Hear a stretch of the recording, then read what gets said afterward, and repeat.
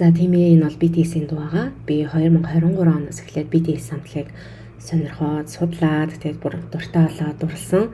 Тийм ч учраас Солонгост очсон өдрөө BTS-тэй холбоотой яг энэ гарын хэд байдаг газар нь яг очиж үзхийг хүссэн байхгүй. Тэгээ энэ бол харагдаж байгаа Jamshid Sport Complex. Тэгээ 2014 онд BTS самтлаг нь хамгийн анхны томоохон бие даасан тоглолтоо энэ ордонд хийжсэн. Тэр ч утгаараа энэ ордны гадаах одоо Music Star Zone-д нь BTS-ийн 7 гишүүдийн гарын хий байт юм билээ. Энэ нь болохоор олон улсын фэнүүдийнхаа дунд маш алдартай. Тэгээд очисон хүн бүр ер нь бол яг энэ гарын хин дээр очдөг юм билээ. Тэгээд би яаж дуудах вэ? Барсаагаан дагуулад очисон. Тэгээд манай Барсаа бол K-pop сонсдгоо ч гэсэндээ намайг үзүүлэхийн тулд ингэ дагуулад ирсэн байгаа. Тэгээд тусгаалan баярлаа. Тэгээд энэ өдөр бол миний Солонгост өнгөрөөсөн 4 хоногийн хамгийн одоо хүлээлттэй байсан сэтгэл тогтлуулсан аялал маань байсан. За тэгээд энэ ордонд болохоор 2019 онд бас BTS-ийн нөгөө дэлхийн аялын тоглолтоо эхлүүлж исэн Love Yourself гэдэг нөгөө тоглолтоо хийж исэн юм байлээ. Тэгээд одоо бол BTS чинь дэлхийд алдартай хамтлаг болчихсон, дэлхийд үшээ гарчихсан.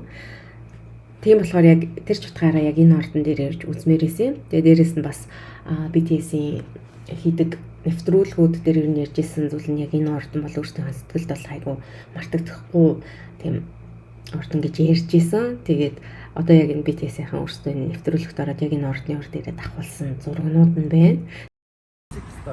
За Music Star Zone. Яна. Энд анх нөө BTS тоглол.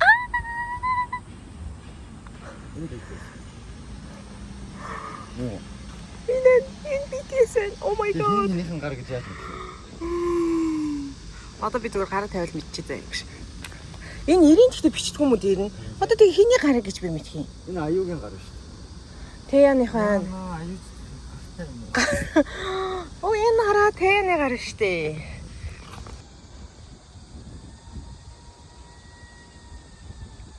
Twice HOT гэдэг хоёр юм дээ. HOT гэдэг чинь. HOT гэдэг чинь нөгөө юу штэ.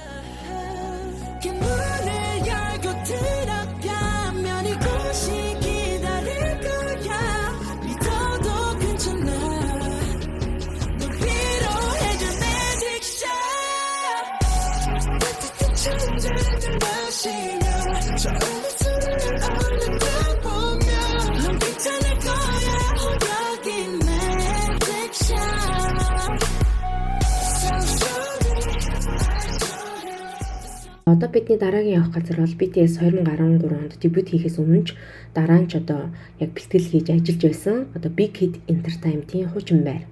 Хуучин барилга дээр очиж байгаа гэсэн үг. Тэгээд энэ бол фэнүүдийнх нь хувьд бол түүхэн газар гэж нэрлэгддэм байлээ. Тэгээд BTS-ийн Run BTS, Bangtan Bomb гэдэг YouTube-ийн одоо хуучин үеийн бичлэгүүд нь дандаа энэ Big Hit-ийн хуучин байран дээр бичигдчихсэн, хийгдчихсэн. Тэгээд бэлтгэлийн өрөөнүүд нь тэр бүгд энд байж исэн. Тэгээд тийм болохоор одоо тийшээ явж байна бид хоёр. Виса. Энэ хүн болоод ерөөсөө намайг хатааж алхахаар санагдсан. Гартаа юу ярьчихад байгаа юм. Тэгээд хөлтөө хорьсон.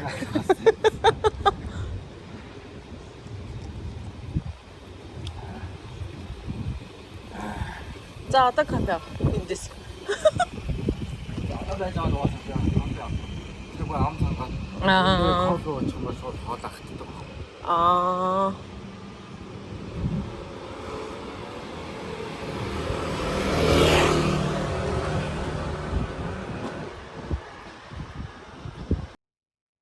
За ингээл ерөөсөө барилгын хэсгээс цухуугаал гарч ирүүгүй юу ингээл яг фэнүүд нь BTS хамтлаг зориулсан маш олон мессежүүдийг энд бичиж үлдээсэн байсан.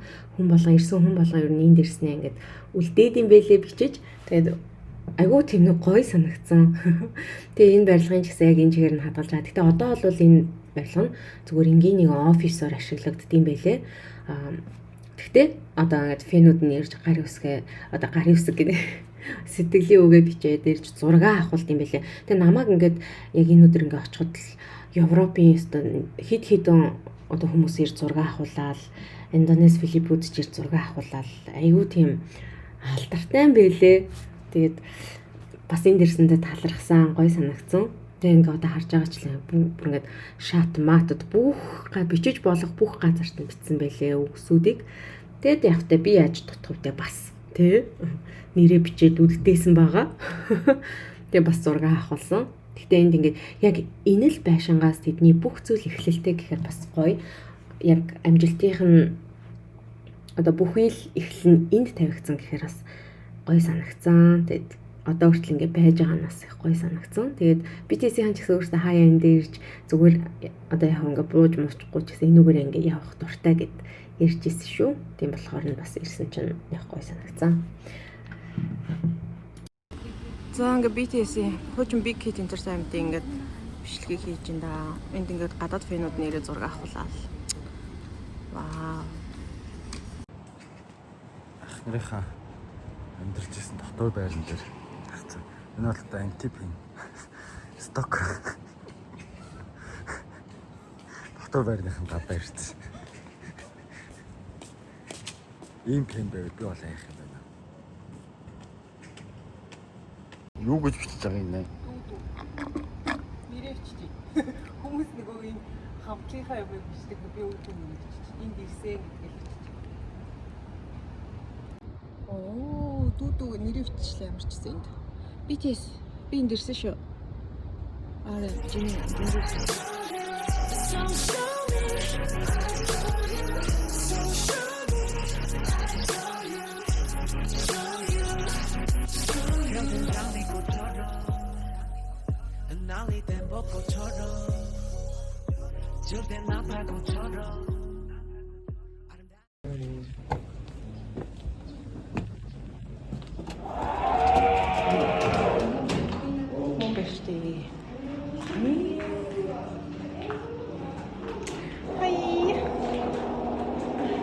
Би бүр зөнгөөр олж ирж байгаа сте.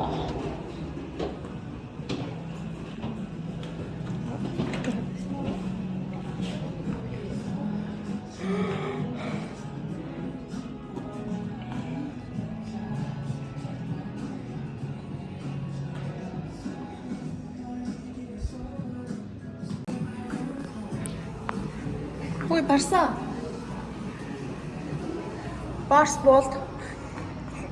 Араа. Ястай.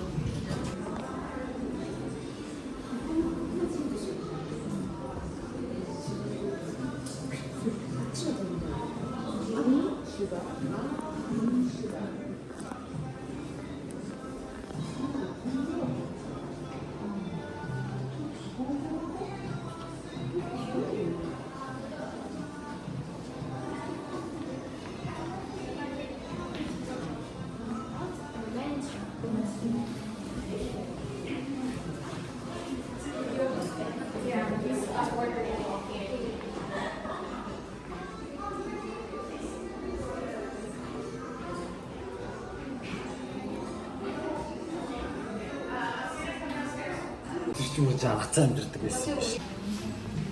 Манай хөрхөн Жиминий амьдарч байсан өөрөө. Жиминий өөрөө байж. Энэ бол вигийн байсан өөрөө.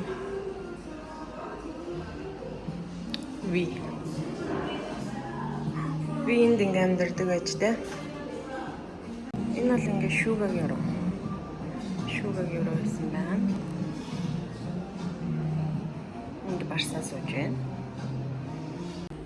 За, өнөөдрийн битүүрийн лук самбагаар хослсон байдیں۔ Тэ бас шилээрээ хослсон байдیں۔ За, ийхүү миний BTS-ийн аялал өнгөрлөө. Богинохоо хугацаанд хийсэн аялал иймэрхүү байлаа. Баярлалаа BTS.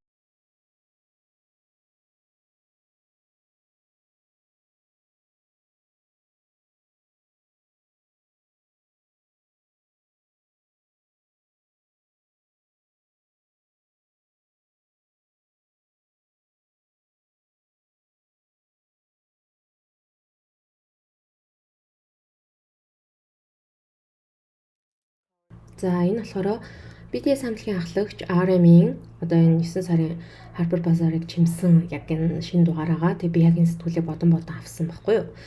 Яг гэхээр би чинь BTS хамтлагийнхаа яг энэ кино хэмжээнд ер нь бол дуртай. Яг бүх гишүүдэд нь дуртай гэсэн илүү яг энэ залуугийн философи ярьж байгаа бүх зүйлд нь айгүй дуртай. Тэгээд яг авсан дээр дотор айгүй гой зураг авалтуудад хийсэн байлээ. Тэгээд өөрийнх нь ярьцлага байсан.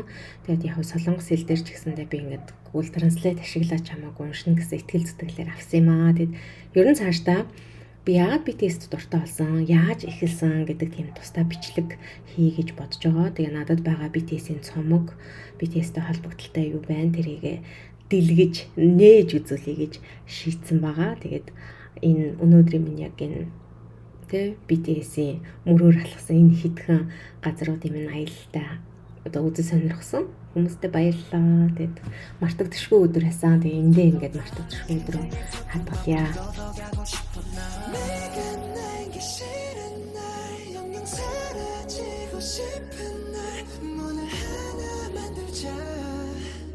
너의 맘속에 다